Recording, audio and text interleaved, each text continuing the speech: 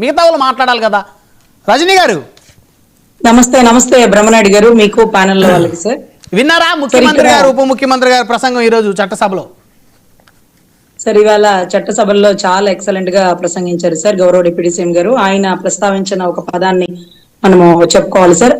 ఆ రసాయనాల్లో ఏ మూలికల నుంచి తయారయ్యాయో నిర్ధారణ చేసే సాంకేతికత, దాని టెక్నాలజీ మా వద్ద లేదని తేల్చేసినటువంటి సిట్. సో దయచేసి ప్యానెల్ సభ్యులకి, రాష్ట్ర ప్రజలకి పాదాభివందనాలతో విజ్ఞప్తి చేసుకుంటున్నాం. పందికొవ్వు అనే పదాన్ని దయచేసి ఎక్కడా వాడకండి. యానిమల్ ఫ్యాట్ అనేది ఎక్కడా నిర్ధారణ కాలేదని గౌరవ డిప్యూటీ సీఎం గారే స్వయంగా అసెంబ్లీ సాక్షిగా చెప్పినటువంటి మాట. దీన్ని పదే పదే మనందరం స్వామి భక్తులమే, హైందవ భక్తులం కాబట్టి ఇంకొకసారి దాని గురించి మాట్లాడుకోకూడదని నా వినతి పూర్వక విన్నపం. ఇది కూడా గౌరవ డిప్యూటీ సీఎం గారు ఆ రసాయనాల్ని ఏ మూలికలతో తయారు చేశారు అంటే పేపర్లో చూసినాను, చాలా ఆశ్చర్యపోయాను. అదేంటది బాత్రూమ్ లో కడిగే హార్పిక్ తో వాడారని గౌరవ ప్రత్యేకమైన ఛానల్స్ వాళ్ళు దాని గురించి మాట్లాడుతుంటే కడుపులో తెమిలినట్టుందండి శుద్ధ బ్రాహ్మణులకి అనేటటువంటి పరిస్థితి ఉండవల్ల అరుణ్ కుమార్ గారు కూడా చెప్పడం జరిగిందండి. ఏ రసాయనాల నుంచి అనేది తెలియచెప్పలేకపోతున్నారండి. నెయ్యి లేకుండా నెయ్యి ఎలా తయారు చేయాలో వంటింట్లో ఆడవాళ్ళు మాకు తెలియదండి. చెప్తే మేము కూడా నేర్చుకుంటాం. ఏ కెమికల్ కలిపితే నెయ్యి స్మెల్ వస్తుంది, ఏ కెమికల్ కలిపితే నెయ్యి అయిపోతుందో. అరే దారుణం ఏంటంటే ఎక్కడ ఎవరికి విరోచనాలు అవ్వలేదు, వాంతులు అవ్వలేదు, బెడ్ రీడన్ అవ్వలేదు, హాస్పిటల్లో పడలేదండి. పనిచేసింది నెయ్యి. ఇందాక సాహిబ్ గారు చెప్తున్నారు అప్పట్లో లడ్డు తెస్తే రెండో రోజు పాడైపోతే మేము ఎవరికి చెప్పుకోవాలన్నారు సార్. నేను మా గుంటూరులో ఒక ఈనో ప్యాకెట్ ఇచ్చారండి, అది అవుట్ డేటెడ్. ఆ ఈనో తాగేసి అమ్మాయి పడిపోతే కన్స్యూమర్ ఫోరంకి వెళ్ళానండి. కన్స్యూమర్ ఫోరంకి అంటే ఎక్కడ కల్తీ జరిగితే అక్కడ మనం ప్రశ్నించవచ్చు. చిన్న మెడికల్ షాప్ మీదే నేను కేసు వేసేసి కన్స్యూమర్ ఫారంలో తిప్పించి ఆ అమ్మాయికి జరిగిన నష్టానికి నష్టపరిహారం కట్టించిన. ఇంట్లోకి తెచ్చిన లడ్డూలో కల్తీ ఉందో లేకపోతే పాడైపోతుంటే మాలాంటి వల్ల మేమేం చేయలేము, మా మెకానికల్ బ్యాక్గ్రౌండ్ ఏమి ఉండదు కాబట్టి. మీరు గొప్పవాళ్ళు కదా, ఇమ్మీడియట్ గా అప్పుడే కేసు వేసేసి ఉండాల్సింది. మనం ప్రభుత్వంలో ఉన్నా లేకపోయినా ఇబ్బంది లేదండి. మనం ప్రతి ఒక్క పౌరుడికి కూడా ప్రత్యేకమైన హక్కులు ఉంటాయి స్వామి వారి మీద. ఇది మన హక్కు, ఇది మన సంపద, మన సొమ్ము సార్. ఏ రాజకీయ నాయకుడు వాడి అంటే వాళ్ళ సొమ్ములు తీసుకొచ్చి మనకి లడ్డు ప్రసాదం కల్పలా.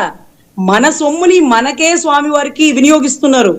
ఇంకొక ప్రత్యేకమైన విషయం ఏంటంటే ఇవాళ రోజు రఘురామకృష్ణరాజు గారు పవన్ కళ్యాణ్ గారు మాట్లాడుతున్న మాటలకి ఆయన ఇచ్చిన కౌంటర్ అప్పుడే అయిపోయింది. ఆ స్పీచ్ ఇంకా వినాలనిపిస్తుంది. చాలా బాగా మాట్లాడారు, చాలా బాగా ఎక్స్ప్లెయిన్ చేసినారు. అప్పుడే అయిపోయిందా అనిపిస్తుందంట. అరే నిన్నటి రోజు నెల్లిమర్ల లోకమాధవి గారు రోడ్డు పక్కన అడ్డంగా కరెంట్ స్తంభాలు పెట్టారు సార్ అధ్యక్ష. దానివల్ల ఒక ఆడబిడ్డ చనిపోతే ఆ తల్లి ఆవేదనగా నా దగ్గరకు వచ్చిందంటే, అమ్మ మీకు ఇచ్చిన టైం 5 నిమిషాలు మీద అయిపోతుంది, ఆ శాఖ మంత్రి చెప్తారు మీరు కూర్చోండి అంటే, అధ్యక్ష ఇది నా బాధ్యత, ఆ తల్లి నా దగ్గరకు వచ్చింది అని ఆవేదన పడుతుంటే 4 నిమిషాలు టైం కూర్చోండి అన్నారు. ఇప్పుడు ఏ సమస్య గురించి మాట్లాడుతున్నారు? దీన్ని ఎవరు మాట్లాడాలంటే టిటిడి బోర్డు చైర్మన్ గారు, గౌరవ టీవీ5 కాదనుకుంటా ఆయన నాయుడు గారు అనమాట. టీవీ5 నాయుడు గారు అంటారు కదా ఆయన పేరు, నాకు అదే తెలుసు, ఆయన పూర్తి నాకు తెలియదు.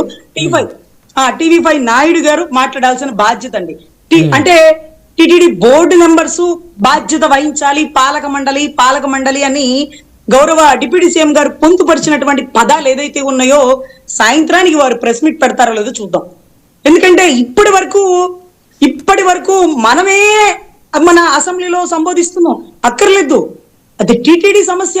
వాళ్ళు బయటికి రావాలా, వాళ్ళు మాట్లాడాలా, వాళ్ళు చైర్మన్ గారు మాట్లాడాలా. ఈ మధ్య కాలంలో జరిగిన వింత ఏంటో తెలుసా బ్రహ్మనాయుడు గారు? మీనాక్షి చౌదరి గారు కొండ మీద టిటిడి ఎంత బాగా పని చేస్తుందో ఆవిడ ఆర్టీసీ బస్సులో ఎక్కారు, భోజనం దగ్గరికి వెళ్ళి భోజనం తింటున్నారు, ఆవిడ చక్కగా నడి రోడ్డు మీద నడుస్తున్నారు. ఇంత గొప్పగా బాగా చేస్తుందా అని ఇన్ని సంవత్సరాల పరిపాలనలో, ఇన్ని సంవత్సరాల స్వామి వారి సేవలో ఎప్పుడు కూడా ఏ ఒక్క రిపోర్టర్ గాని, సినిమా హీరోయిన్ గాని పబ్లిసిటీ చేసింది లేదండి. అంటే ప్రత్యేకమైన వసతులు ఉన్నా లేకపోయినా, అదేంటి వైకుంఠ ఏకాదశి రోజు ఒకేసారి మనుషులందరూ కట్టగట్టుకొని చనిపోయినా రెండో రోజు గుడికి వెళ్ళిపోతామండి. మాకు తెలియదండి అవన్నీ. మీరు ఫెసిలిటీస్ ఇచ్చినా ఇవ్వకపోయినా వెళ్ళిపోతాం. శ్రీశైలంలో తొక్కిసలాట జరిగింది చూడండి.